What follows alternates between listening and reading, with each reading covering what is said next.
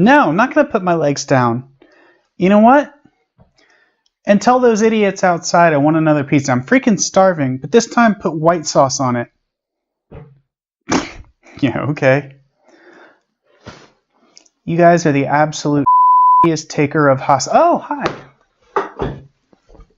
My name is Sophia-Helene Mees to Tricht, and this is Burning Questions.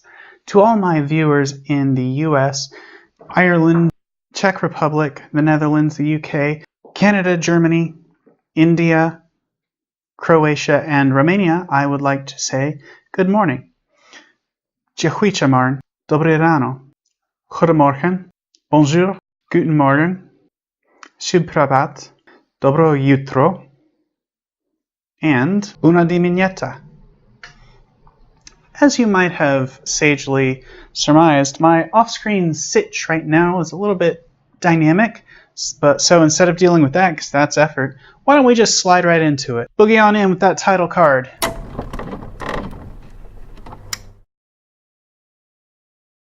Once you reach a certain level of notoriety on any given social media platform, it behooves oneself to occasionally search one's own name to see that your good name is still, good. So I did, and it was. But in my research, I came up with this little gem. To be clear, this is not an inaccurate assumption. I hate nuclear pulse propulsion with every fiber of my icy weasel heart. Why? Because it sucks so hard. And not just because it sucks, but because it has a dedicated fan base of people who are so dedicated to it, it is embarrassing, and they suck so hard. And come on, guys, let's cut the crap. Let's call this what it is. You're just really aroused by nuclear explosions.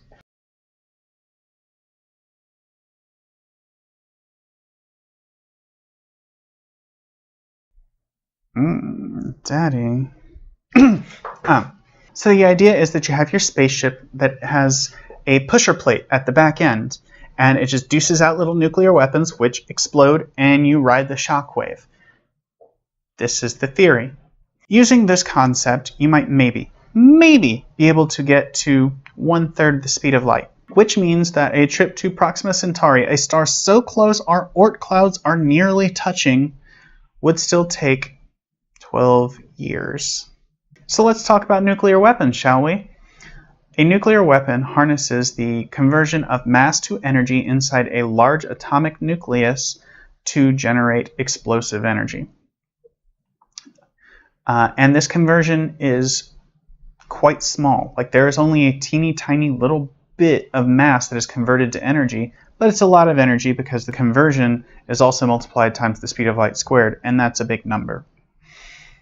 I did some math for you so you didn't have to. That is 0.712% efficient. If you, as a propulsion engineer, came to me as a design lead and said, we have a propulsion concept and it is literally, not figuratively, literally 0% efficient, I would tell you to go back to the drawing board and then keep going and turn your badge in at HR and never come back. Yeah, I hope nothing ever goes wrong in your propulsion module because the whole thing is now neutron activated. So for those who aren't aware, neutron activation is the process by which nuclear fallout in more or less traditional nuclear explosions is generated. Dust and debris is sucked into the mushroom cloud, where it is subjected to high levels of neutron radiation, which is essentially a lot of neutrons flying around really, really fast. The materials generally reject these neutrons, however, a few will get absorbed, at which point the nucleus becomes unstable, i.e. radioactive. So you're subjecting your entire propulsion module to huge amounts of neutron radiation, and it's going to irradiate, it's going to neutron activate your entire propulsion module. The whole thing is going to be hot. Speaking of hot, did you think ablation wasn't going to be an issue? So ablation is the vaporization of the top layer of material when subjected to extreme heat and or pressure. Oh, how are you going to slow down, smart guy? You're going to flip around and deuce them out in the opposite direction and relativistically fly through your own radioactive exhaust? God, this concept sucks.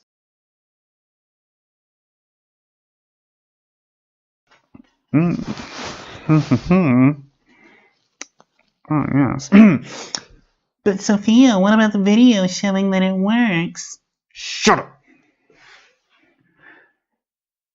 The idea that you can have an unmanned small-scale test using conventional explosives that works does not mean that it's going to work when you scale it up to nuclear freaking weapons, you absolute dork! Next! There's a thing that happens when people lose a limb called phantom limb. Basically, an unnerved body part is removed and the individual feels like it's still there. The causes are complex and debated and could easily take up their own video, but the one thing that we can all agree on is that 70 to 80% of people who lose a limb feel like it's still there and it hurts. Being transgender is sort of like that, but in reverse and rather more psychological phenomenon. We know that the way that we're born is off somehow. And some of us figure it out pretty quickly. Others carry their phantom limb pain with them for quite a long time before they figure it out. In my own example, I am keenly aware that I have a typically male body. But what's going on up here doesn't match what I see every time I get in the shower. And so the surprise bonus to this whole thing is it comes with constant shock and alarm, because if you're expecting to see one thing and when you look in a mirror and you see a completely different thing when you look in the mirror, it's going to shock you and alarm you, and it hurts. It hurts here. And anybody, by the way, who tells you that hurting here is not really hurting has never really hurt here. So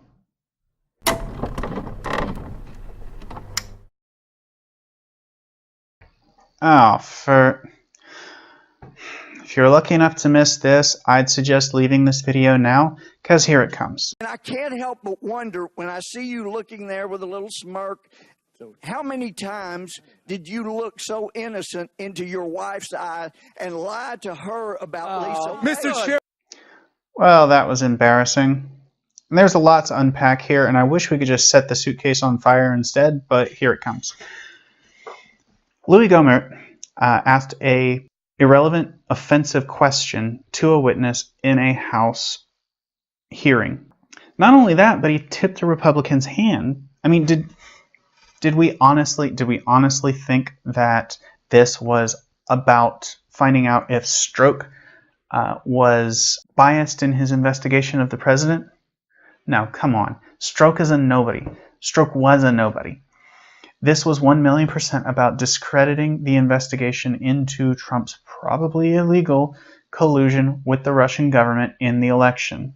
And yeah, that's a long shot, going after a nobody to do that, but if we just play it subtle and we play it simple, focus, and damn it, Louie, everybody's onto us now. You blew it.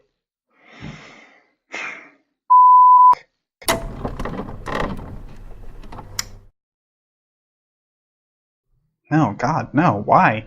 God, no. Oh my God, no. Look, okay.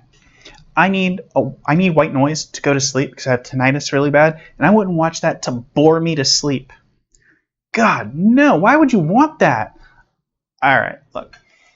The VP is basically a joke. The man is the best loser. If you've never seen it before, here's Cracked Yuts Alex Schmidt talking about why the VP gig is absolutely and utterly worthless. And given that the job is worthless and that several former VPs talking, why would anybody try to kill the VP? That takes your concept from high crime drama to drunk white guys whoring around exotic locales. And if I wanted to watch drunk white guys whoring around exotic locales when everybody would have been just as well if they just, stayed home, I'll watch Archer.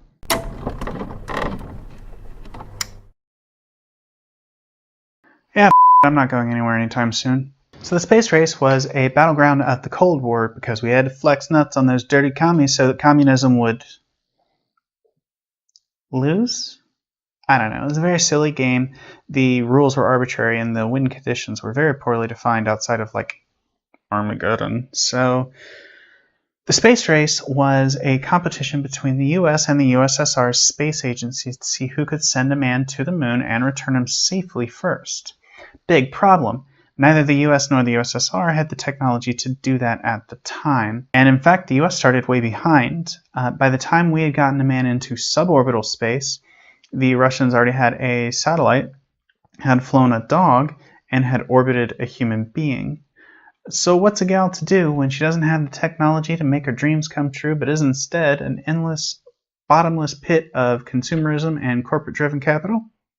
Make it. Fun fact, the original reason that we have a flight ground control crew for spaceflight missions, aside from the fact that controlling a rocket is much easier on the ground where your eyeballs aren't vibrating, is that the flight computer was originally too heavy to fly.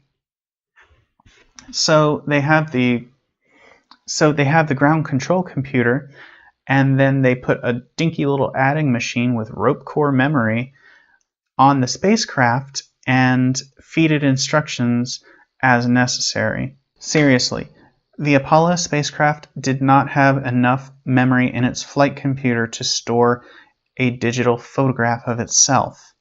That tub went to the moon and came back several times. Another technology that had to be developed is navigation. Now, in space, frames of reference are very important and not always obvious. Enter inertial navigation. This is based on the gyroscopic principle that once you spin, a spinning object does not like to be disturbed from its axis of spin and will try to return to it. This can be used to detect subtle changes in the spacecraft's trajectory and change those back as necessary in accordance with pre-programmed flight rules. And of course, advanced materials was another issue with the spacecraft. The Apollo spacecraft weighed in at a sloppy 16 tons. This was not a featherweight spacecraft, but it had to be. So they got in there and they cut out everything they could. They cut and they cut and they cut, and eventually you can only cut so much before you start cutting into stuff that you need. In space, everything floats. So you need something to tie everything down with. Enter the hook and loop or Velcro fasteners, and these ended up being a mixed blessing. They were very lightweight. They were strong enough to do the job. The issue was that they retained oxygen very well, and they had toxic decomposition products, which is no problem because it takes thousands of years for that to happen, right? Right. In a plugs-out test of the AS-214 or Apollo 1 spacecraft, the high oxygen spacecraft environment detonated after an arc underneath the astronauts' feet started burning the high oxygen environment. The Velcro quickly caught fire and degraded very quickly into its toxic products, which was fed into the astronaut's suit, killing them very quickly, but not quickly enough to prevent them from attempting to escape, which was impossible because the overpressure of the detonated oxygen prevented the astronauts from being able to open the inward-facing hatch.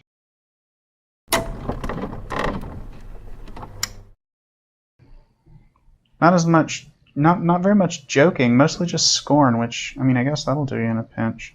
Anyway, thanks again to Scarlett DeLeon and Jan Mayer for contributing to my Patreon, link in the description. And come back and see us next time. Yeah, you guys better go take care of that, because unless that pizza man is really insistent, that would be the...